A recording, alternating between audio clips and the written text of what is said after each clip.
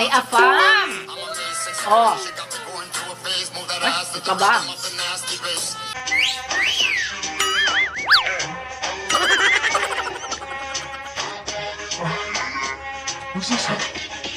Ang sasarap naman yung mga menu natin today.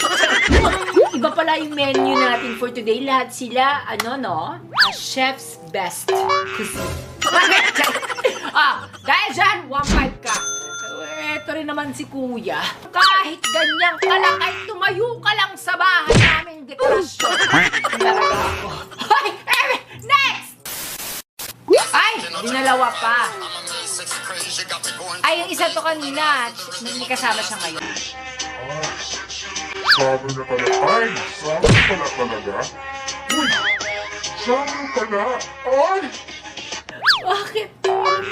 Kill me, Daddy. Yes! Ang sarap ng mga ganitong mga bagay-bagay sa buhay natin. No?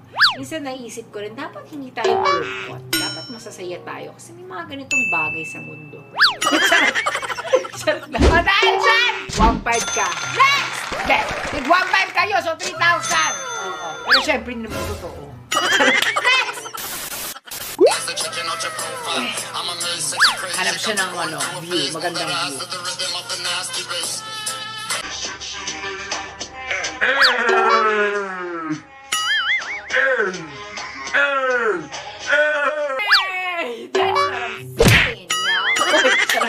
Yes, yan ang sinasabi ko sa inyo.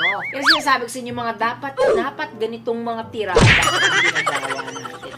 Masaya, masarap. Dahil dyan, 1.5 ka. Next. Ay, eto ka na naman. May ka rin ah. What?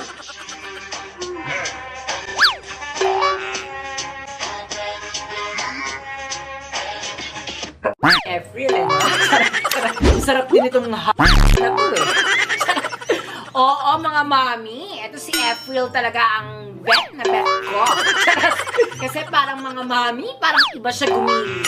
Iba siya talaga gumiling. Parang alam niyo ba, ito si April. Kwento ko lang ha. So, merong real verse, di ba? Kung natatandaan niyo, if you guys really are my followers. Sa real verse, kasama siya. Tapos react ako ng react. Siya pala yung mga pinag-reactan. Hindi ko alam. Lagi na lang niya ako tinatag. Ay, siya pala yun. Anyways, ayan, shout out sa iyo, April. I hope you're doing fine. I miss you so much. Paisa naman. Okay, dahil sabi, 1.5 ka! Next! Ay! Ay!